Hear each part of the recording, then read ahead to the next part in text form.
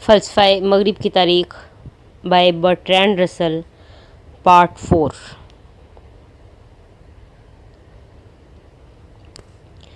یونان کی سرزمین پہاڑی اور زیادہ تر غیر زرخیز ہے، تاہم بعض زرخیز وادیاں ہیں جو مسلسل سمندر تک پہنچتی ہیں، لیکن درمیان میں پہاڑیوں کے باعث زمینی راستوں سے منسلک نہیں ہیں۔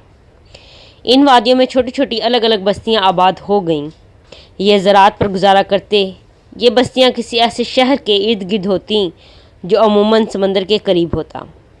ان حالات میں یہ فطری بات تھی کہ جب کسی بستی کی آبادی اپنے داخلی وسائل کی حد سے بڑھ جاتی اور جن کا زمین پر گزارا کرنا مشکل ہو جاتا تو وہ ملاح بن جاتے۔ ملک کے بڑے شہروں نے ایسی جگہوں پر نو آبادیاں قائم کر لیں جہاں اپنی سرزمین کی نسبت روزی آسانی سے میسر ہونے لگی۔ اس طرح اولین تاریخی زمانے میں ایشیائی کوچک سسلی اور اٹلی میں رہنے والے یونانی یونان کی سرزمین پر رہنے والے لوگوں سے کہیں زیادہ امیر تھے۔ یونان کے مختلف حصوں میں معاشرتی نظام مختلف تھا۔ اسپارٹا میں ایک چھوٹی اشرافیہ مختلف نسل کے غلام کاشتکاروں کی محنت پر پلتی۔ غریب زراعتی علاقوں میں کسان اپنے خاندانوں کی مدد سے اپنی زمین کاشت کرتے، لیکن جہاں تجارت اور صنعت نے فروغ پایا، آزاد شہریوں نے غلاموں کو ملازم رکھ لیا اور دولت مند ہوتے گئے۔ غلام مرد کانوں میں اور غلام عورتیں بنائی کی صنعت میں کام کرتیں۔ آئیونیا میں غلام وہ لوگ تھے جو اس کے ارد گرد جاہل آبادی پر مشتمل تھے، اور ابتدا میں انہیں جنگ میں غلام بنا لیا گیا تھا۔ دولت کی فراوانی کے ساتھ ساتھ عزت دار خواتین کی تنہائی بھی بڑھتی گئی۔ بعد کے زمانے میں یونان کے تہذیبی پہلوؤں میں ان کا کوئی حصہ نہ رہا، لیکن اسپارٹا اور لیسبوس میں صورتحال مختلف تھی۔ وہاں ایک تبدیلی عام رہی۔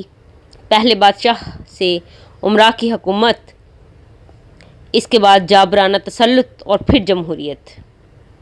عراق اور بابل کی طرح یہاں بادشاہ مطلق العنان نہیں تھے۔ انہیں بزرگوں کی مجلس سے مشاورت ملتی اور روایت سے روگردانی پر سزا سے نہ بچ سکتے۔ جابرانہ تسلط سے مراد لازمی طور پر بری حکومت نہ ہوتا، بلکہ صرف ایک شخص کی فرمان روائی ہوتی اور اس کا تسلط کا جواز وراثت نہ ہوتا۔ جمہوریت سے مراد تمام لوگوں کی حکمرانی ہوتی، لیکن ان میں عورتیں اور غلام شریک نہ ہوتے۔ میڈیچی کی طرح شروع کے جابر اپنے ہی طرح نہایت دولت مند ساتھیوں کی مدد سے اقتدار پر قابض ہو جاتے۔ اکثر اوقات ان کی دولت کا ذریعہ سونے اور چاندی کی کانوں کی ملکیت ہوتا۔ سکہ سازی کے ادارے نے انہیں اور بھی امیر بنا دیا۔ سکہ سازی کی صنعت آئی اور اونیا سے متصل لیڈیا کی بادشاہت سے آئی۔ سکہ سازی کی ایجادات 700 قبل مسیح سے ذرا پہلے کی معلوم ہوتی ہے۔ بحری تجارت یا قزاقی، ابتدا میں دونوں میں کوئی امتیاز مشکل تھا۔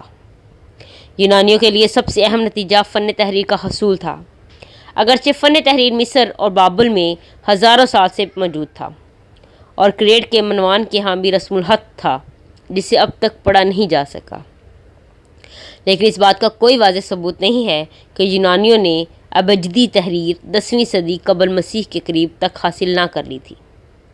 انہوں نے یہ فن فنیکیوں سے سیکھا، جو شام میں رہنے والے باشندوں کی طرح مصری اور بابلی اثرات قبول کر چکے تھے، اور انہوں نے بحری تجارت پر بھی برتری حاصل کر لی تھی، اور ابھی تک ایونیا، اٹلی اور سسلی میں یونانی شہروں کا عروج نہیں ہوا تھا۔ 14ویں صدی میں اخناتون، مصر کا ملحد بادشاہ، کی جانب تحریر میں اہل شام ابھی تک فنیکی رسم الخط تصویری اشکال کی صورت میں استعمال ہوتا تھا، لیکن ٹائر کے ہیرام 936 سے 969 تک فنیکی ابجدہ استعمال کیا، جو غالباً مصری رسم الخط کی ترقی یافتہ صورت تھی۔ ابتدا میں مصری محض اشیاء کی تصاویر کی شکل میں تحریر لکھتے، دھیرے دھیرے یہ تصاویر جب روایت بن گئیں، حروف کی علامات بن گئیں۔ پہلے حروف وہ شکلیں تھیں جو اشیاء کے نام تھے، اور آخرکار صرف واحد حروف مثلاً آرچر اے تیر انداز تھا جو مینڈک کو نشانہ بناتا۔ یہ آخری قدم مصریوں نے خود نہیں اٹھایا تھا، بلکہ یہ مرحلہ فنیکیوں نے طے کیا اور تمام حروف ابجداء اپنی تمام افادیت کے ساتھ دیے۔ یونانیوں نے یہ علم فنیکیوں سے حاصل کیا اور ابجداء کو اس طرح تبدیل کیا جیسے ان کی زبان سے مناسبت پالے۔ البتہ انہوں نے یہ انوکھی اختراع کی کہ صرف حروف صحیح ہی نہ لیے بلکہ ان میں حروف علت کا بھی استعمال کیا۔ اس میں کوئی شک نہیں، اس آسان طریقہ تحریر کے حصول نے یونانیوں کی تہذیب کو بہت جلد عروج پر پہنچا دیا۔ یونانی تہذیب کا پہلا اہم مرحلہ ہومر تھا۔ ہومر سے متعلق ہر بات قیاس پر مبنی ہے، البتہ محققین کی اکثریت اس پر متفق ہے کہ ہومر ایک فرد نہیں بلکہ بہت شعراء کا تسلسل ہے۔ یہ رائے رکھنے والوں کا خیال ہے کہ ایلیاد اور اوڈیسی کی تکمیل کا درمیانی عرصہ تقریباً 200 سال ہے۔ بعض کے خیال میں یہ عرصہ 750 قاف میم سے 550 قاف میم تک مشتمل ہے۔ 550 قاف میم سے 750 قاف میم تک مشتمل ہے، لیکن بعض دیگر محققین کی رائے ہے کہ شاید 8ویں صدی قبل مسیح تک ہومر تقریباً مکمل ہوا۔ موجودہ صورت میں ہومر کی نظمیں یونان میں پسیسٹرونس کے ہاتھوں پہنچیں جو وقفوں کے ساتھ 527 سے 560 قبل مسیح تک حکمران رہا۔ اس زمانے سے بعد ازاں یونانی نوجوان ہومر زبانی یاد کرنے لگے اور یہ بات ان کے علم کا اہم ترین حصہ تھی۔ یونان کے بعض حصوں میں خصوصاً اسپارٹا میں ہومر کا کچھ بعد کے زمانے تک وہی مرتبہ نہ تھا۔ قرون وسطیٰ کے درباری رومانوی داستانوں کی طرح ہومر کی نظمیں مہذب اشرافیہ کے نقطۂ نظر کی نمائندگی کرتی ہیں، جس میں ان عوامی توہمات کو نظر انداز کر دیا گیا ہے جو ابھی تک عوام الناس میں پھیلی ہوئی ہیں۔ ان توہمات میں سے بہت بعد کے وقتوں میں ظاہر ہوئے۔ علم بشریات کی روشنی میں زیادہ تر ادیب اس نتیجے پر پہنچے ہیں کہ ہومر نے قدامت پسندی کی ناپسندیدگی کے باعث 18ویں صدی کے عقل پسندوں کی طرح قدیم توہمات کو خارج کر دیا۔ وہ اونچے طبقے کے شہری کی روشن خیالی کا نمائندہ تھا۔ ہومر کے پیش کردہ مذہب کے اولمپیائی دیوتا ہی صرف اس کے یا بعد کے زمانے کے یونانیوں کے معبود نہ تھے۔ عوام الناس کے مذہب میں بہت تاریک اور وحشیانہ پہلو بھی پائے جاتے تھے۔ ان پہلوؤں کو عقل پسند یونانی دور ہی رکھتے تھے، لیکن یہ عناصر گھات میں چھپے بیٹھے رہتے اور ان کے کمزور یا تاریک لمحات میں ان پر آ جھپٹتے۔ وہ قائد جنہیں ہومر نے مسترد کر دیا تھا زوال کے زمانے میں پھر غالب آ جاتے۔ یوں قدیم عہد میں یہ مذہبی عناصر نیم خفتہ رہے۔ اس حقیقت سے بہت سی ایسی باتوں کی وضاحت ہو جاتی ہے جو اس کے علاوہ بے ربط، متناقض اور حیران کن معلوم ہوتی ہیں۔ پراچین مذہب ہر جگہ انفرادی کی بجائے قبائلی تھا۔ ہمدردانہ طلسم و سحر سے بعض رسومات اس نیت سے ادا کی جاتی تھیں کہ نباتاتی، حیواناتی اور انسانی زرخیزی محتاط سے ہو تاکہ قبیلے کے مفادات میں اضافہ ہو۔ موسم سرما وہ زمانہ ہوتا جب سورج کی اس طرح حوصلہ افزائی مقصود ہوتی کہ اس کی قوت زوال پذیر نہ ہو۔ بہار اور فصل کی کٹائی کے موسم اپنے موضوع رسومات کے متقاضی ہوتے۔ اکثر اوقات یہ رسومات ایسی ہوتی ہیں جو اجتماعی جوش و خروش پیدا کرتی۔ ان اجتماعی رسومات میں افراد اپنی الگ حیثیت فراموش کر دیتے اور خود کو کل قبیلے کا لازمی جزو سمجھتے۔ تمام دنیا میں مذہبی ارتقاء کے خاص مرحلے پر مقدس حیوانوں اور انسانوں کی قربانی کی جاتی اور انہیں کھایا جاتا۔ یہ مرحلہ مختلف جگہوں پر مختلف زمانوں میں رائج رہا۔ انسانوں کو کھانے کی نسبت انسانی قربانی زیادہ عرصہ تک قائم رہی۔ یونان میں تاریخی زمانوں کی ابتدا تک یہ رسم ختم نہیں ہوئی تھی۔ ان ظالمانہ پہلوؤں کے بغیر زرخیزی کی رسومات تمام یونان میں عام تھی۔ ایلوسیانی پر پراسرار طریقے خصوصاً اپنے علامتوں میں ضروری طور پر زراعتی تھے۔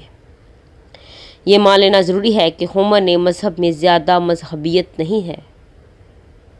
دیوتا پوری طرح انسان ہیں، البتہ انسانوں سے اتنے مختلف ہیں کہ وہ غیر فانی اور فوق البشری قوتوں کے مالک ہیں۔ اخلاقی لحاظ سے ان کے حق میں کچھ نہیں کہا جا سکتا، اور یہ جاننا مشکل ہے کہ انہوں نے اتنا زیادہ خوف کس طرح پیدا کیا ہے۔ ہومر میں وہ خالص مذہبی جذبات ملتے ہیں، وہ اولمپیائی دیوتاؤں سے زیادہ قسمت، جبر یا تقدیر جیسی ہستیوں سے مختلف ہیں۔ زیوس بھی انہی کے تابع ہے۔ تمام یونانی فکر پر تقدیر کا اثر بہت غالب رہا ہے۔ شاید مختلف ماخذوں میں سے یہ بھی ایک ماخذ ہے جس سے سائنس نے قانون فطرت کا تصور حاصل کیا ہے۔ ہومر کے دیوتا فاتح امرا کے دیوتا ہیں، اور زمین جوتنے والے کسانوں کے مفید زرخیزی کے دیوتا نہیں ہیں۔ جیسا کہ گلبرٹ مرے کہتا ہے، اکثر قوموں کے دیوتاؤں کا دعویٰ ہے کہ دنیا انہوں نے پیدا کی ہے۔ اولمپیائی دیوتا ایسا دعویٰ نہیں کرتے۔ ان کا سب سے بڑا دعویٰ دنیا فتح کرنے کا ہے، اور جب وہ فتح کر لیتے ہیں تو پھر کیا کرتے ہیں؟ کیا وہ کاروبار حکومت پر توجہ دیتے ہیں؟ کیا وہ زراعت کو فروغ دیتے ہیں؟ کیا وہ تجارت و صنعت سنبھال لیتے ہیں؟ وہ ان میں سے کوئی کام نہیں کرتے۔ انہیں کوئی ذہانت کا کام کیوں کرنا چاہیے؟ ان کے لیے بہت آسان ہے کہ وہ دوسروں سے خراج وصول کریں، اور جو ادا نہ کریں ان پر بجلی گرا کر انہیں بھسم کر دیں۔ وہ سرداروں اور شاہی سمندری قزاقوں کو فتح کرتے ہیں۔ وہ لڑتے، ضیافتیں کھاتے، کھیلتے اور موسیقی کے رسیا ہیں، جو جی بھر کے مے نوشی کرتے، غل گپاڑا کرتے اور اپنے لنگڑے خدمت گزار پر شور و غوغا کے ساتھ کہکہے لگاتے ہیں۔ وہ اپنے بادشاہ کے سوا کسی سے خوفزدہ نہیں ہوتے۔ وہ عشق اور جنگ کے معاملوں کے سوا کبھی جھوٹ نہیں بولتے۔ ان دیوتاؤں کی طرح ہومر کے انسانی سرماؤں کا طرز عمل بھی مثالی نہیں ہے۔ پیلوپس کا گھرانہ ممتاز خاندان ہے، لیکن یہ خوشگوار ازدواجی زندگی کا نمونہ بننے میں کامیاب نہ رہا۔ ٹینٹالوس خاندان کے ایشیائی بانی نے دیوتاؤں کے خلاف براہ راست بغاوت سے آغاز کیا تھا۔ اس نے دھوکے سے دیوتا کو اپنے ہی بیٹے پلپس کا گوشت کھلایا۔ پلپس، جو کراماتی طور پر دوبارہ زندہ ہو گیا تھا، نے بھی ایسا ہی کچھ کیا۔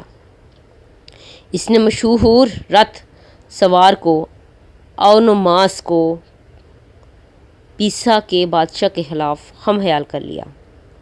ایسا کرنے میں اس بادشاہ کے رتھ سوار مرٹرلاس کو بھی اس سازش میں شریک کر لیا گیا۔ اس نے بہت انعام و اکرام سے نوازنے کا وعدہ کیا تھا، مگر اسی ہم راز کو سمندر میں پھینکوا کر اس سے چھٹکارا پا لیا۔ اسی جرم کے سبب اس کے اپنے بیٹوں آٹریس اور تھائسٹس پر لعنت نازل ہوئی۔ اسے یونانی ایٹی کہتے ہیں، یعنی جرم کرنے کا شدید جذبہ جو حقیقتاً ناقابل ضبط نہیں ہوتا۔ تھائسٹس نے اپنے بھائی کی بیوی سے ناجائز تعلقات استوار کر لیے اور اس کے ذریعے خاندان کی قسمت مشہور سنہری بالوں والے مینڈے کو چرا لیا۔ اس کے بدلے آرٹیسس نے بائی کو جلا وطن کر دیا، پھر صلح کا جھانسہ دے کر اسے بلایا اور اسے اس کے اپنے ہی بیٹوں کا گوشت کھلایا۔ اس کی سزا آرٹیسس کے بیٹے ایگامیمنن کو وراثت میں ملی۔ اس نے مقدس ہرن کو مار کر آرٹیمس کی ناراضگی مول لے لی۔ پھر اس نے دیوی کی خوشی کی حصول کی خاطر اپنی بیٹی ایفیجینیا کی قربانی پیش کی۔ یوں اس نے سمندری بیڑے کو ٹرائے لے جانے کی راہ ہموار کی۔ بالآخر اپنی بے وفا بیوی کلیٹامسٹریا اور اس کے عاشق کے ہاتھوں مارا گیا۔ اس عاشق کا نام ایگستھوس تھا، جو تھائسٹس کا بچ جانے والا بیٹا تھا۔ ایگامیمنن کے بیٹے اوسٹیز نے اپنے باپ کا انتقام لینے کے لیے اپنی ماں اور ایگستھوس کو قتل کر دیا۔ یونان کا قدیم کلچر۔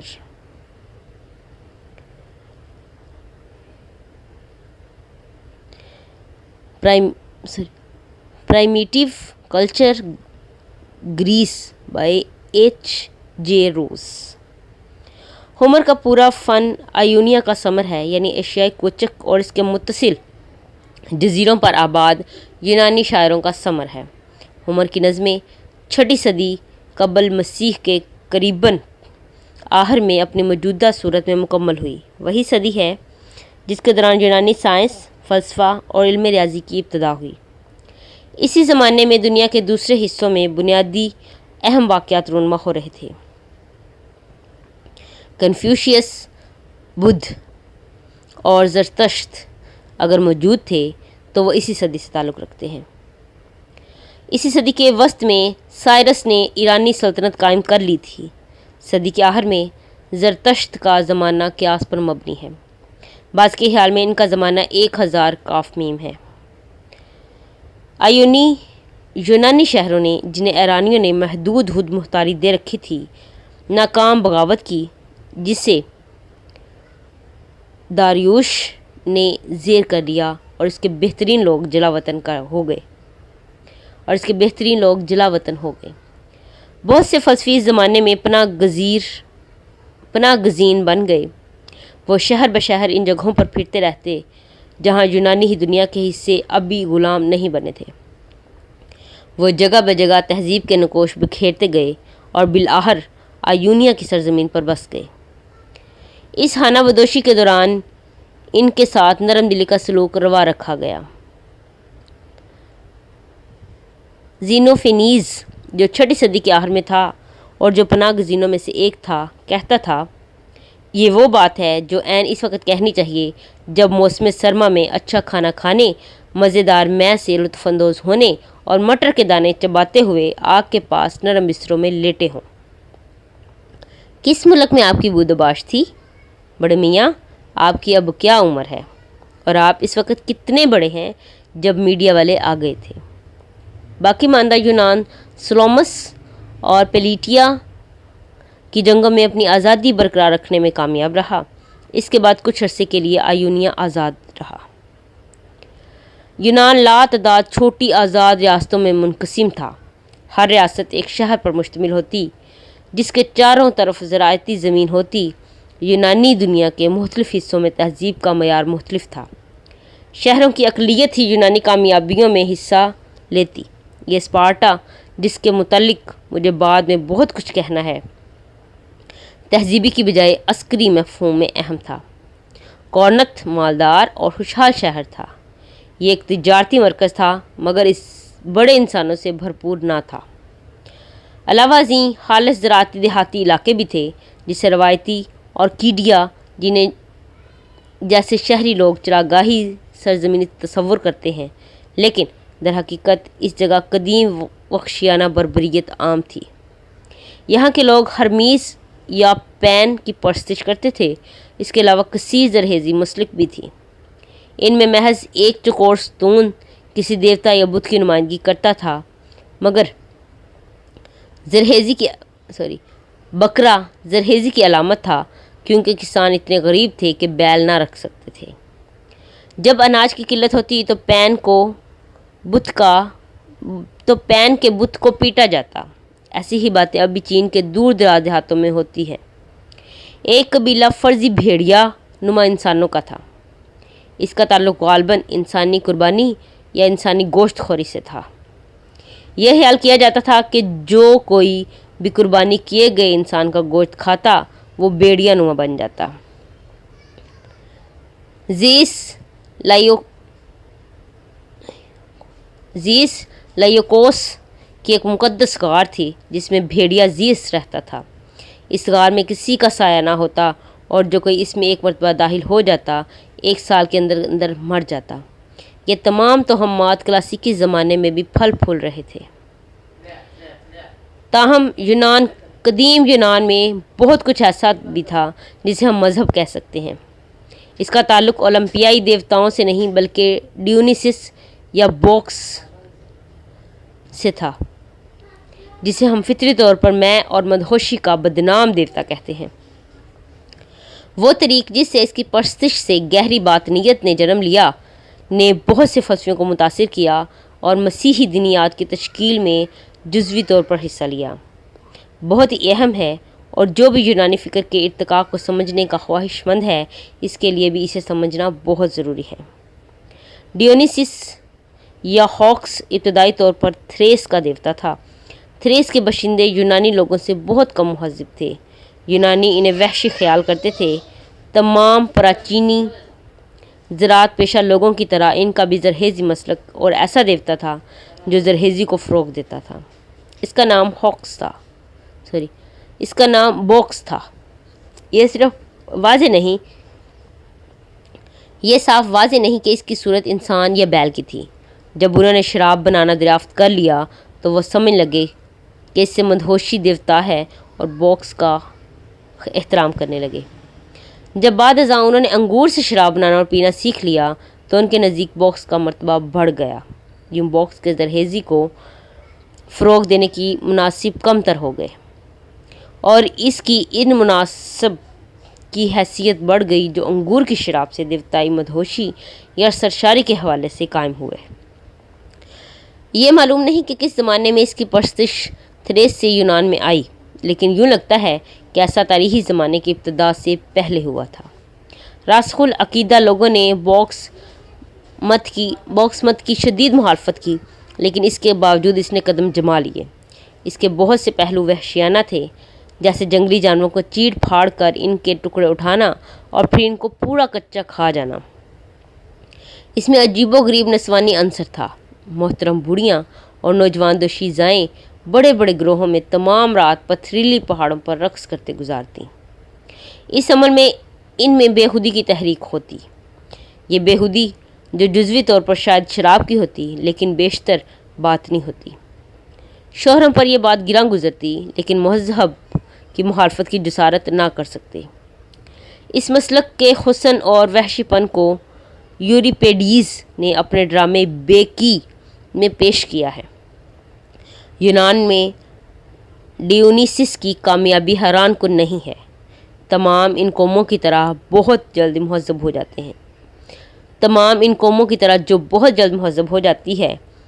جاتی ہیں، یونانی بھی یا ان کا محسوس حصہ قدامت پسندی کے رسیا ہو گئے اور وہ مروجہ اخلاقی پابندیوں کی بجائے جبلی اور شدید طرز زندگی اپنانے کے لیے بے قرار ہو گئے۔ جو مرد یا عورت کسی دباؤ یا مجبوری کے زیر اثر اپنے احساس کی بجائے رویے میں زیادہ مہذب بنے، اس پر معقولیت گراں گزرتی ہے اور اسے نیکی بوجھ یا غلام محسوس ہونے لگتی ہے۔ اس سے سوچ میں، احساس میں اور رویے میں رد عمل شروع ہو جاتا ہے۔ ہم صرف سوچ میں رد عمل پر بحث کریں گے، لیکن پہلے احساس اور رویے میں رد عمل پر بھی بات کرنا ضروری ہے۔ ایک مہذب اور غیر مہذب انسان میں امتیاز نمایاں طور پر پیش بینی یا ذرا وسیع معنی کے لفظ دور اندیشی سے کیا جاتا ہے۔ وہ حال کی تکلیف کو مستقبل کی خوشی کے لیے برداشت کرنا قبول کر لیتا ہے، خواہ مستقبل کی خوشیاں دور ہوں۔ اس عادت کی اہمیت کی ابتدا زراعت کی نشو و نما سے ہوئی۔ کوئی جانور یا کوئی غیر مہذب شخص موسم بہار میں اس خیال سے کام کرنا ضروری نہیں سمجھتا کہ اسے آئندہ موسم سرما میں خوراک میسر آئے گی۔ البتہ شہد کی مکھیاں اور گلہریاں اس لیے مستثنیٰ ہیں کہ مکھیاں جبلی طور پر شہد بنانے اور گلہریاں خوراک کا ذخیرہ جمع کرنے میں لگی رہتی ہیں۔ وہ دور اندیشی کے خیال سے ایسا نہیں کرتی۔ کوئی کام کرنے کے لیے ایک براہ راست جذبہ ہوتا ہے جو انسانی نگاہ میں بعد ازاں صاف طور پر مفید ثابت ہوتا دکھائی دینے لگتا ہے۔ سچی دور اندیشی صرف اس وقت جنم لیتی ہے جب انسان کسی جذبے کی تحریک کے تحت کام نہیں کرتا، بلکہ اس کی عقل اسے بتاتی ہے کہ اسے یہ کام کرنا ہے، اس کے لیے مستقبل میں فائدہ ہوگا۔ شکار کرنا دور اندیشی کا طالب نہیں ہوتا کیونکہ یہ لذت بخش ہوتا ہے، لیکن زمین میں ہل چلانا مشقت کا متقاضی ہے اور یہ کام از خود بے ساختہ جذبے سے نہیں ہوتا۔ تہذیب صرف دور اندیشی کے ذریعے جذبے کو نہیں روکتی، یہ روک تو خود اپنے آپ پر لگائی جاتی ہے۔ وہ قانون، رسم اور مذہب کے ذریعے بھی جذبے کو قابو میں رکھتی ہے۔ اسے یہ ضبط و بربریت سے وراثت میں ملتا ہے، لیکن یہ اسے کم جبلی بناتا اور زیادہ نظم و ترتیب میں ڈھال دیتا ہے۔ بعض افعال کو مجرمانہ قرار دے کر سزا دی جاتی ہے، بعض دیگر افعال کو اگرچہ قانونی سزا تو نہیں دی جاتی لیکن انہیں معیوب قرار دیا جاتا ہے۔ ایسے افعال کرنے والے کو برا قرار دے کر اس کی معاشرتی مذمت کی جاتی ہے۔ ذاتی ملکیت کا ادارہ اپنے ساتھ نسوانی غلامی لاتا اور عموماً غلاموں کا ایک طبقہ پیدا کرتا۔ ایک طرف تو جماعت فرد کو اپنے مقاصد کا پابند بناتی ہے، اور دوسری طرف فرد اپنی زندگی کے مجموعی جائزہ لینے کی عادت سیکھ لینے کے بعد مستقبل کی خاطر اپنے حال کو بتدریج زیادہ قربان کرتا چلا جاتا ہے۔ ظاہر ہے کہ یہ عمل بہت حد تک آگے لے جایا جا سکتا ہے جیسے کہ ایک بخیل کرتا ہے، لیکن ایسی انتہاؤں کو چھوئے بغیر پیش بینی آسانی سے زندگی کی بہترین باتوں کے نئے نقصان کا باعث بن سکتی ہے۔ ڈیونیسیس کا پجاری پیش بینی کے خلاف رد عمل ظاہر کرتا ہے۔ جسمانی یا روحانی سرشاری میں وہ جذبے کی اس شدت کو دوبارہ حاصل کر لیتا ہے جسے پیش بینی نے پامال کر دیا تھا۔ اسے دنیا حسن و مسرت سے لبریز دکھائی دیتی ہے اور اس کا تصور روزمرہ کی مصروفیات کی قید سے اچانک آزاد ہو جاتا ہے۔ باکس کی رسم اس میں وہ کیفیت پیدا کر دیتی ہے جسے مجذوب ہونا کہتے ہیں۔ اس لفظ کی بلحاظ مادہ معنی دیوتا کی پجاری میں داخل ہو جانے کے ہیں اور پجاری سمجھتا ہے کہ وہ دیوتا کے ساتھ ایک ہو گیا ہے۔ انسانی حصول کا بہت کچھ جو بھی عظیم ترین ہے وہ اسی سرشاری، میری مراد ذہنی سرشاری سے ہے، میں سے مدہوشی نہیں، کے عنصر میں مضمر ہے، یعنی جذبے کا پیش بینی کو بحال لے جانے میں ہے، یا کسی عنصر کے بغیر زندگی بے رونق اور اس کے ساتھ خطرناک ہوتی ہے۔ باکسی عنصر کے بغیر زندگی بے رونق اور اس کے ساتھ خطرناک ہوتی ہے۔ خرد و جنوں میں کشمکش تاریخ میں جاری و ساری رہی ہے۔ یہ ایسی کشمکش نہیں جس میں ہمیں صرف کسی ایک کا ساتھ دینا چاہیے۔ فکر کے میدان میں سنجیدہ تہذیب قریب سائنس کے ہم معنی ہے، لیکن محض بے آمیزش سائنس غیر تسلی بخش ہوتی ہے۔ فن، جذبہ اور مذہب بھی انسانوں کی ضرورت ہے۔ سائنس شاید علم کی حدود متعین کر سکے، لیکن اسے تصور کی حدود متعین نہیں کرنی چاہیے۔ بعد ازاں کے فلسفیوں کی طرح یونانی فلسفیوں میں بھی ایسے تھے جو بنیادی طور پر سائنسداں ہونے کے ساتھ ساتھ بنیادی طور پر مذہبی بھی تھے۔ بعد کے فلسفی بالواسطہ یا بلا واسطہ باکس مذہب کے ممنون تھے۔ یہ بات خصوصاً افلاطون پر صادق آتی ہے۔ وہ اسی کے ذریعے بعد میں ہونے والی تبدیلیاں جو بالآخر مسیحی دنیات میں آئیں اسی سے متاثر ہیں۔ ڈیونیسیس کی پرستش کی ابتدائی صورت میں وحشیانہ پن تھا اور کئی طرح قابل حقارت۔ فلسفی اس کی اس صورت سے متاثر نہیں ہوئے تھے، بلکہ انہوں نے اس کی اس صورت سے اثر قبول کیا تھا جس میں روحانیت پائی جاتی ہے، وہ عرفیس سے منسوب ہے۔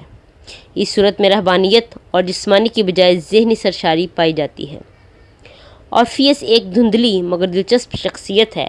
بعض کے خیال میں ایک ایسا شخص واقعی ہو گزرا ہے، دوسروں کی رائے میں وہ ایک دیوتا یا خیالی ہیرو تھا۔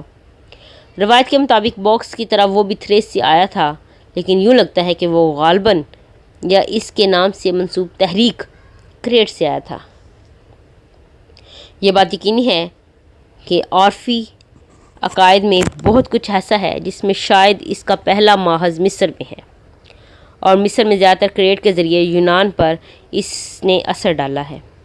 عرفیس کے متعلق کہا جاتا ہے کہ وہ ایک مسلح تھا جسے راسخ العقیدہ باکس مدہوشوں نے چیڑ پھاڑ دیا تھا۔